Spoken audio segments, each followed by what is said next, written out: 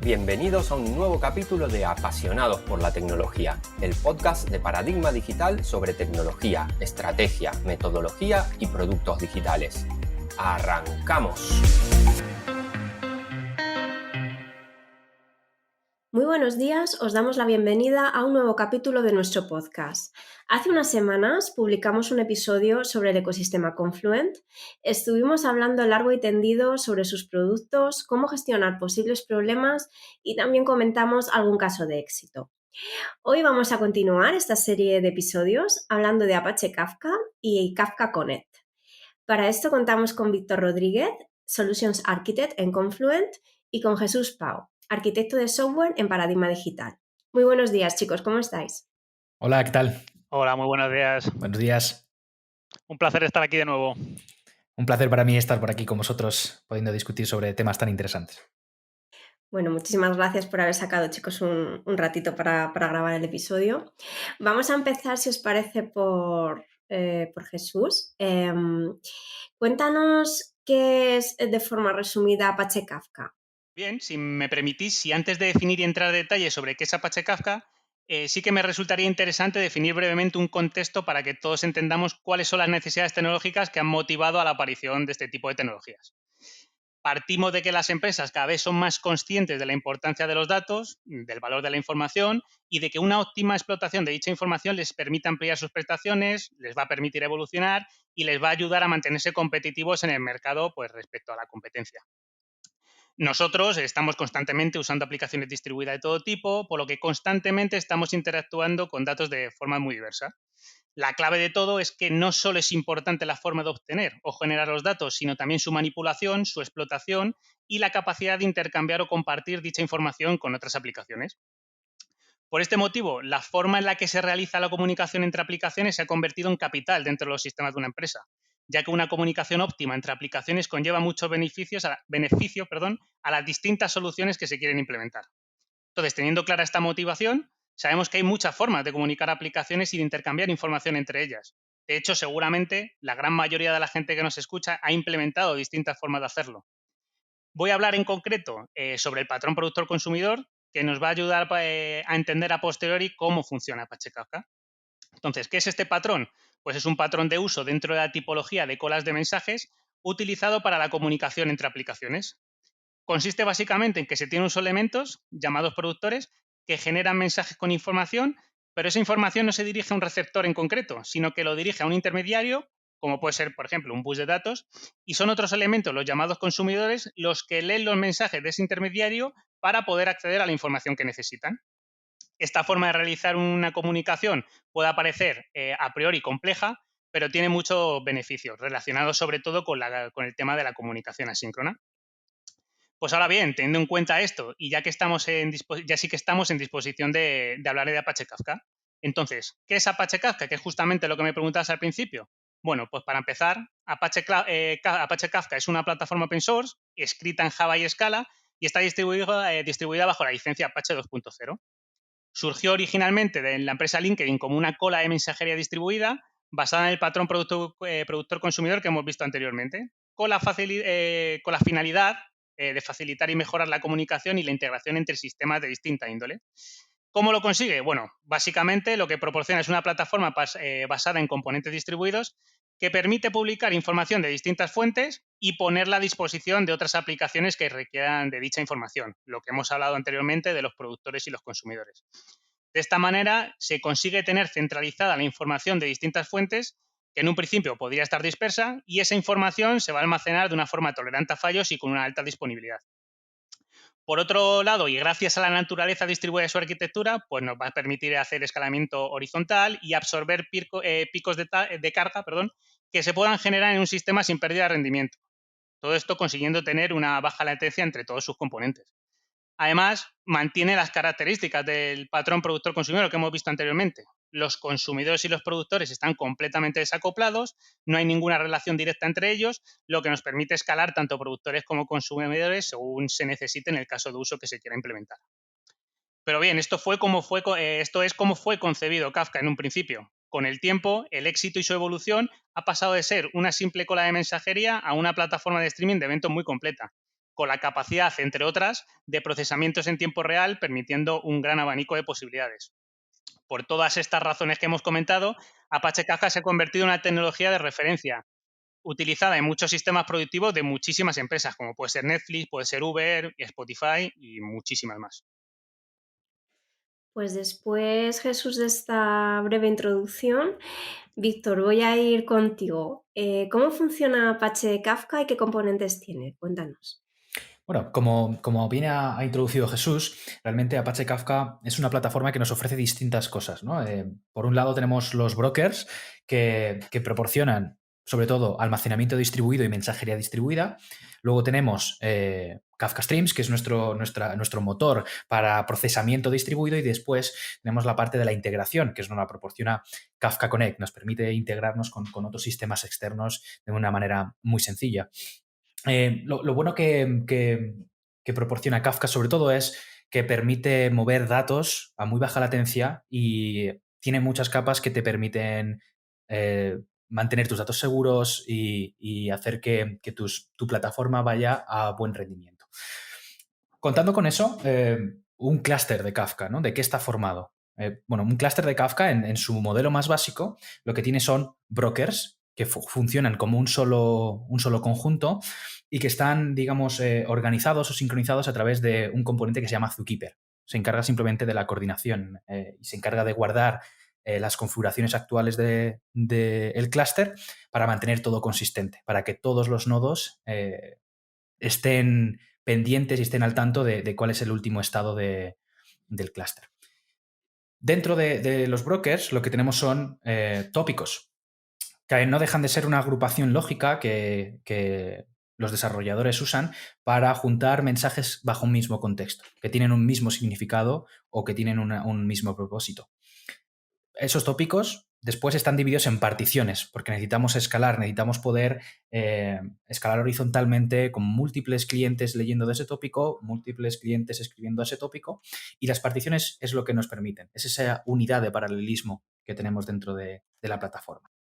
A partir de ahí, lo único que tenemos dentro de esas particiones son mensajes, que realmente son escritos de una manera que siempre se incluyen al final, siempre se escriben al final de nuestro tópico. Entonces eso nos permite que nuestros datos sean inmutables.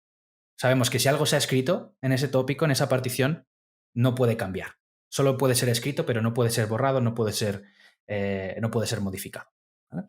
Pues una vez que tenemos estos mensajes, claro, nos quedan otros puntos abiertos, ¿no? Que es qué podemos hacer con esos mensajes. Pueden ser comandos, pueden ser eventos, pueden ser documentos, ¿vale? Podemos mandar un montón de información que nos permite mover a través de nuestra plataforma. Pues si os parece, para poder aterrizar todo esto que habéis comentado, que lo podamos entender un poquito mejor, no sé si nos podéis definir algún caso de uso en que nos podáis contar vuestra experiencia y así entender cómo Kafka nos ayuda a manejar la información. Sí, claro. Hay muchos casos de uso en los que la tecnología Kafka nos puede ayudar, muchísimos. Lo que puedo hacer es poner como ejemplo, mira, de forma bastante simplificada, uno de los últimos a los que nos hemos enfrentado con distintos clientes. Básicamente consistía en implementar una arquitectura para una solución de IoT en la que hay muchos terminales que generaban una gran cantidad de información y necesitaban gestionar y procesar todos estos mensajes en tiempo real para posteriormente explotarlos, pues ya sea con aplicaciones para orientadas a usuarios, para temas de analítica, etcétera. Entonces, para implementar esa solución, ¿cómo se llegó a la conclusión de que nosotros necesitamos Apache Kafka? Bueno, pues nosotros como equipo empezamos a pensar en distintas alternativas basadas en las necesidades.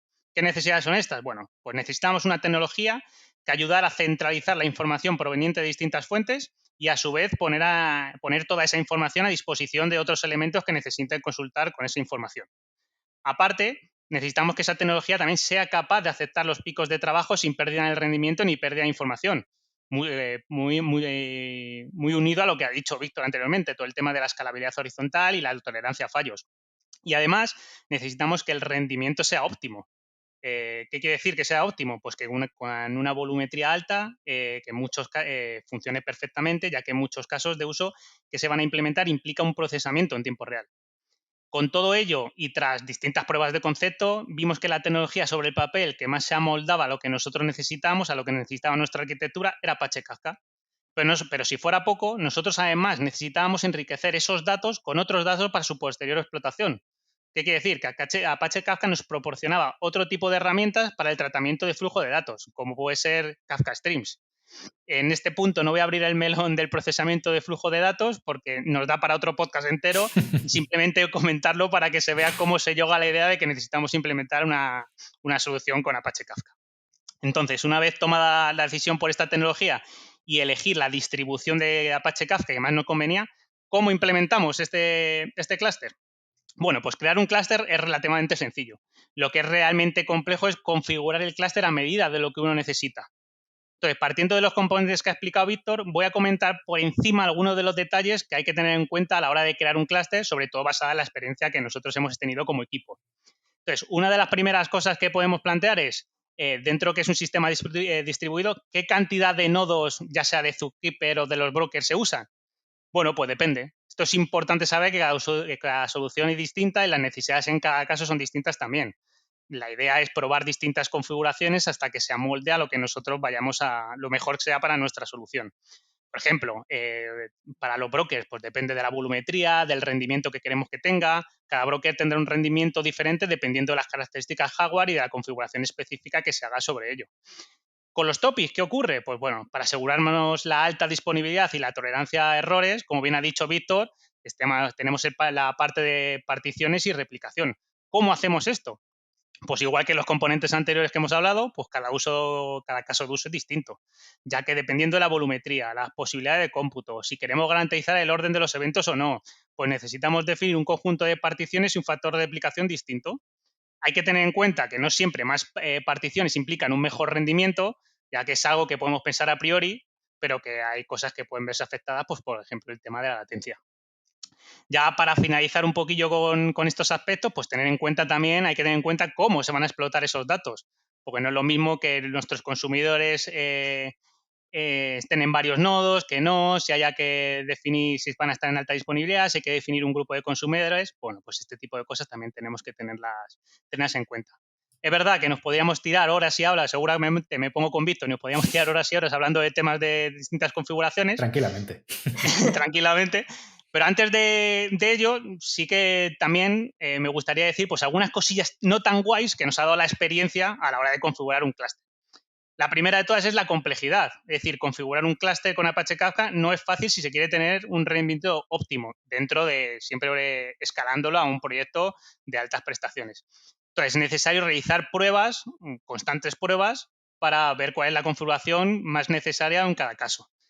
También hay que tener en cuenta el tamaño de los mensajes y, dependiendo de esto, la solución que queremos aportar. El Kafka no está preparado para tener un tamaño de mensajes muy grande. Esto corrígeme, Víctor, pero si no recuerdo mal, a partir de 1 mega ya se puede ver a lo mejor alguna pequeña penalización a la hora de manejar este tipo de mensajes. Sin duda. De hecho, el límite por defecto ha sido siempre 1 mega y se puede aumentar, por supuesto, pero no es lo recomendado. Estaríamos perdiendo capacidad. Estaríamos perdiendo capacidades del clúster. Fenómeno. Y luego hay otras operaciones, pues el tema de operaciones de rebalanceo de datos en particiones que es a veces necesarias, que puede perjudicar brevemente en el rendimiento de un sistema, toda la parte de consistencia eventual que se da en cualquier arquitectura orientada a eventos. Este tipo de cosas, pues bueno, hay que tenerlas en cuenta a la hora de ponernos en manos a la hora de desarrollar un clúster o implementarlo. Bueno, Jesús, yo me he apuntado el tema de procesamiento de datos, que ya sabéis que yo no pierdo ni una para poder grabar otros episodios. Así que apuntado queda. Estamos hablando todo el rato, ¿no? de una gran cantidad de eventos, de muchísima información que al final hay que guardar en algún sitio. ¿Cómo se gestiona este almacenamiento, Víctor? Pues como bien ha introducido Jesús, realmente tenemos datos que entran de manera muy rápida y que además estamos replicándolos, ¿no? Es decir, al final, si tienes una partición que ocupa 1 giga y la replicas 3 veces, pues tienes 3 gigas, ¿no? en tu servidor. Entonces, el almacenamiento crece muy rápido y realmente tenemos que buscar una solución, ¿no? Realmente la solución que propone Kafka como plataforma son dos políticas de almacenamiento, ¿vale? La primera, que es la más común, es la que se usa siempre por defecto, es el borrado, ¿vale? Hay un tiempo de retención y ese tiempo de retención lo que permite es ponerle un máximo tiempo de vida a nuestros mensajes. Sabemos que si le ponemos, por ejemplo, 7 días, que es el valor por defecto de retención a un tópico, sus mensajes van a empezar a ser borrados cuando tienen más de 7 días de antigüedad. Este es lo más sencillo de entender y realmente es muy útil, ¿no? Normalmente estamos hablando de que queremos datos en tiempo real y la mayoría de las veces solo nos interesa el dato actual, el dato que está más cercano al presente. Entonces, es una política de borrado que es muy útil y es la que siempre utilizamos. Pero claro, hay veces que necesitas otro tipo de garantías, ¿no? Hay veces que necesitas saber qué es lo que ha pasado en un futuro, en un pasado más lejano. Necesitas volver atrás a ver qué es lo que pasó entonces y ahí es donde entra el compactado. Aquí lo que hablamos es de tener mensajes que están relacionados bajo una misma clave, ¿vale? Que tienen su clave para poder ser correlados. Y lo que hace el compactado básicamente es eliminar todas las ocurrencias antiguas para una misma clave. ¿Cuál es el resultado de esto al final? Lo que tenemos es nuestro tópico con solo los últimos mensajes, las últimas actualizaciones para cada clave. Nos quedamos con su última versión. Y esto nos permite seguir teniendo datos a lo mejor de hace 10 años, pero que fueron la última vez que se actualizaron y ahí se quedan, nunca son borrados. Podemos combinar ambos si necesitamos compactado hasta cierto tiempo y luego poner un tiempo de retención más largo para borrar datos antiguos, pero esas son las dos principales opciones que tenemos y podemos jugar mucho con ellas para dar paso a nuestros casos de uso. Bueno, hemos estado también hablando que hay distintas distribuciones de Apache Kafka. Jesús, cuéntanos en qué consisten. Bueno, pues si recordamos, al principio hemos estado hablando sobre que Apache Kafka fue creada en un principio como una cosa de mensajería distribuida y que con el tiempo fue evolucionando a pasos agigantados hasta convertirse en una plataforma de streaming muy completa. Pues esto ha hecho que suponga o que se tenga la necesidad de complementar a Apache Kafka con distintas funcionalidades adicionales que aporten valor y que enriquezcan la experiencia del uso de esta tecnología. Debido a esto, pues surgen distintas distribuciones que se amoldan a distintos factores a tener en cuenta para desarrollar pues, este tipo de soluciones. Desde distribuciones más sencillas de implementar, otras que aportan más valor, implementaciones en la nube y un largo etcétera.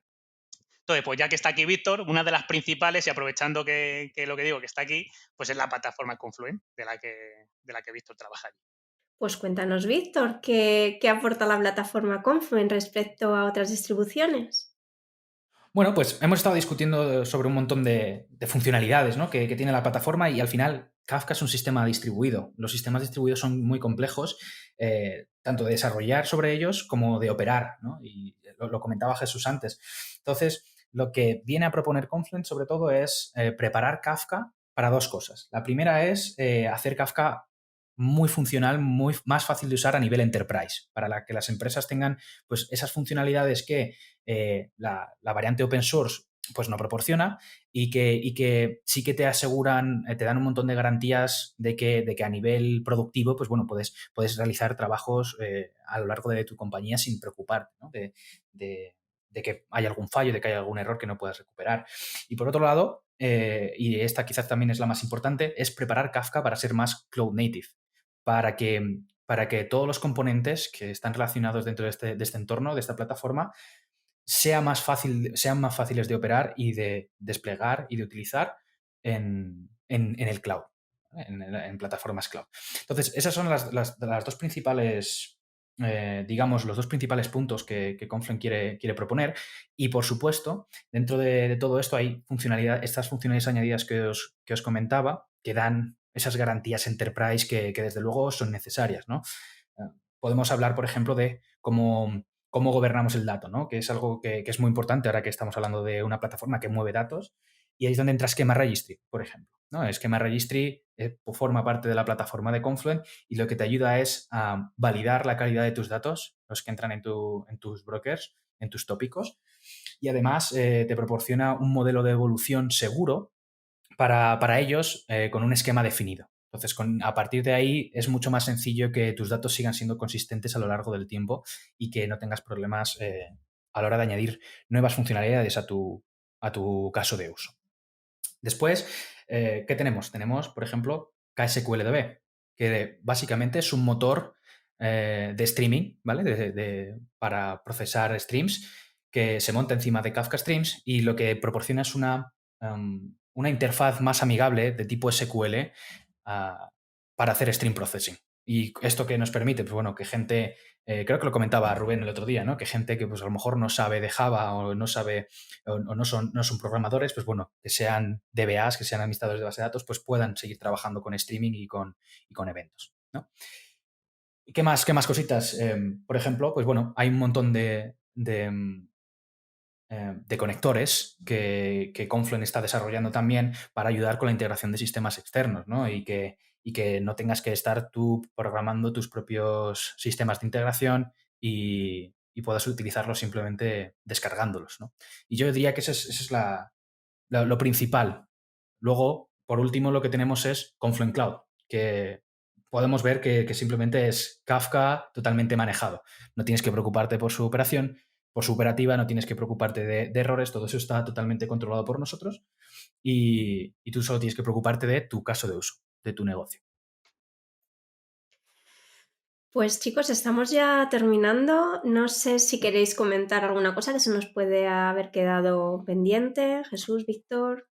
Sí, yo voy a aprovechar, ya que está un crack como Víctor aquí, para comentarle unas cosas. Ya que he hablado del tema de los conectores de Kafka, pues comentarle que nosotros hemos estado en distintos proyectos implementando soluciones de CDC, Chain Data Capture, ¿no? En los que, pues de distinta naturaleza, ¿no? Desde hacer replicaciones de base de datos a base de datos, pero la gran mayoría de las tecnologías que hemos utilizado siempre pasan por Kafka.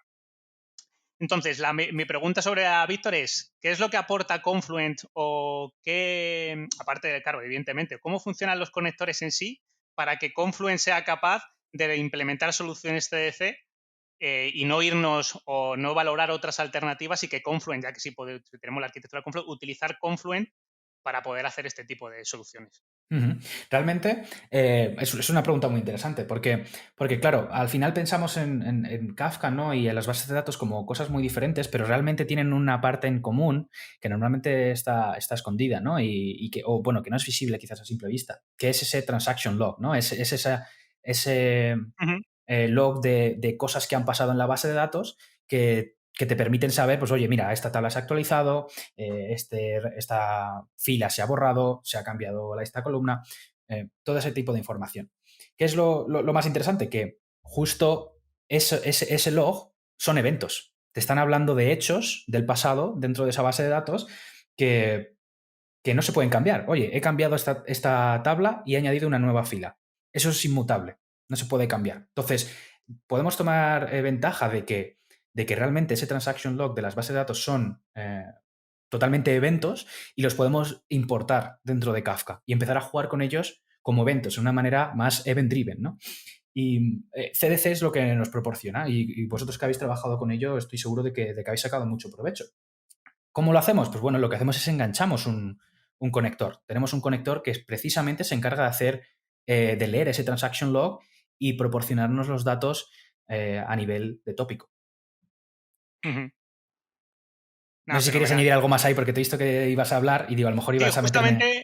justamente como estás hablando también de Confluent Cloud, digo, la parte que nos podíamos tener, todo el tema de los conectores que tenemos en un on-premise, en un Confluent que montamos en nuestras máquinas, en Cloud, en Confluent Cloud, ¿tendríamos también las mismas alternativas? Pues realmente tenemos muchas de ellas, todavía no todas, ¿no? Porque, bueno, ya sabéis, es Ujú, poder asegurar las garantías de que un componente está totalmente manejado por nosotros, pues bueno, no son sencillas, pero hay una gran oferta ahora mismo de conectores totalmente manejados que funcionarían de la misma manera exacta que cualquier otro conector que se despliegue on-premise. Bueno, pues la verdad que te quita mucho trabajo porque lo único que tienes que preocuparte es de configurar el conector a tu gusto. Darle las credenciales para tu base de datos, para tu otra cola de mensajería, para tu MongoDB, lo que sea, y listo. Y ya lo tienes listo para trabajar con tu clúster y empezar a consumir esos eventos, transformarlos y sacar información de ellos. nada, fenomenal. Perfecto. ¿Alguna duda más, Jesús, que te veo ahí? No, pues ya ha respondido mucho. Vamos a dejar tranquilos a Víctor. Bueno, si no, nos lo apuntamos y hacemos una segunda parte. Sí, esto nos da para tener muchas conversaciones, Víctor y yo, así que eso apuntarlo. Bueno, pues nada, muchísimas gracias, Víctor y Jesús, por haber estado hoy con nosotros, por habernos prestado un ratito de vuestro tiempo. Un placer. Muchísimas gracias también a todos nuestros oyentes por escucharnos. Simplemente recordaros que aún nos queda pendiente un tercer episodio sobre esta serie de Confluent, así que si estáis interesados podéis suscribiros y así no os perdéis nada. Nos vemos en el próximo episodio. Adiós. Un placer, hasta luego. Hasta luego. Muchas gracias por tenerme por aquí. Un placer. Cuando crees que un reto es grande, hay aún uno mayor esperándote. Gracias por escuchar el podcast Apasionados por la Tecnología. Puedes seguirnos en Twitter en @paradigmate y suscribirte a nuestra newsletter en paradigmadigital.com.